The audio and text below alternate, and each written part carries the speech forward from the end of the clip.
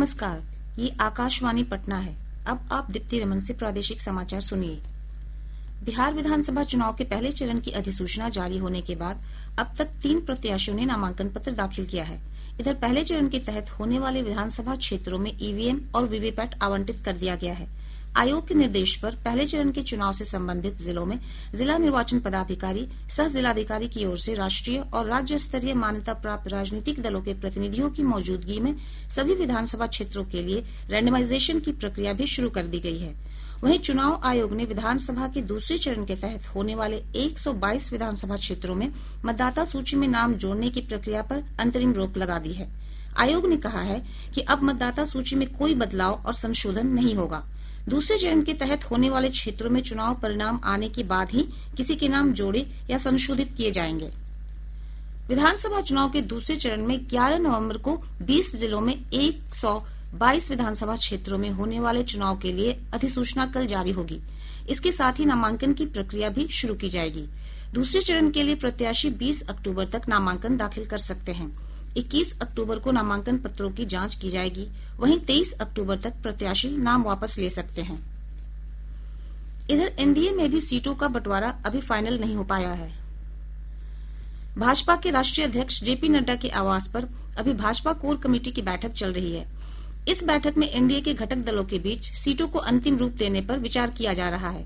बैठक में केंद्रीय गृह मंत्री अमित शाह सहित पार्टी के अन्य वरिष्ठ नेता मौजूद हैं। वहीं सीटों के बंटवारे को अंतिम रूप देने के लिए आज शाम भाजपा मुख्यालय में पार्टी के केंद्रीय चुनाव समिति की बैठक भी आयोजित की गई है। प्रधानमंत्री नरेंद्र मोदी 15 अक्टूबर को नमो ऐप के जरिए बिहार भाजपा के कार्यकर्ताओं से संवाद करेंगे। इस कार्यक्रम का नाम मेरा बूथ सबसे मजबूत दिया गया है। यह संवाद कार्यक्रम बिहार विधानसभा चुनाव में एनडीए की जीत को सुनिश्चित करने के लिए आयोजित किया जा रहा है। प्रादेशिक समाचार आप आकाशवाणी पटना से सुन रहे हैं। जमीन के बदले नौकरी घोटाला मामले में कल होने वाली सुनवाई के लिए राजद अध्यक्ष लालू प्रसाद और तेजस्वी प्रसाद यादव आज दिल्ली पहुंचे। उल्लेखनीय है कि सीबीआई की विशेष अदालत ने इस मामले में 25 अगस्त को सुनवाई के बाद फैसला सुरक्षित रख लिया था। दिल्ली हवाई अड्डे पर महागठबंधन में सीटों के बंटवारे के बारे में पूछे जाने पर लालू प्रसाद ने कहा कि अभी घटक दलों से बातचीत चल रही है। कांग्रेस नेता अखिलेश प्रसाद सिंह ने कहा है कि महागठबंधन में सीटों के बंटवारे पर कोई समस्या नहीं है। श्री सिंह ने आज दिल्ली में पत्रकारों से बातचीत करते हुए कहा कि पार्टी के राष्ट्रीय अध्यक्ष मल्लिकार्जुन खड़गे और राजद अध्यक्ष लालू प्रसाद के बीच बातचीत के बाद सभी सीटें फाइनल कर ली जाएंगी। उन्होंने कहा कि 1 से 2 दिनों में सीटों पर अंतिम मुहर लग जाएगी।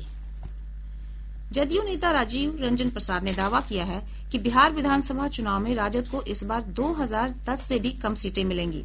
श्री प्रसाद ने आज पटना में कहा कि मुख्यमंत्री नीतीश कुमार के नेतृत्व में एनडीए बड़ी जीत की ओर बढ़ रहा है। एनडीए के सभी घटक दल एकजुट हैं और नीतीश कुमार के नेतृत्व में एक बार फिर राज्य में सरकार बनेगी। शिक्षा मंत्रालय ने राज्यों और केंद्र शासित प्रदेशों के स्कूलों में नामांकन और परीक्षा शुल्क जमा करने के लिए यूपीआई अपनाने को कहा है। इसका उद्देश्य प्रशासनिक प्रक्रियाओं का आधुनिकीकरण करना है। यह कदम विधायी, नीतिगत और संस्थागत सुधारों के माध्यम से जीवन और स्कूली शिक्षा में सुगमता को बढ़ावा देने के व्यापक प्रयासों का हिस्सा है। इसके साथ ही आकाशवाणी पटना से प्रसारित प्रादेशिक समाचार का ये अंक समाप्त हुआ।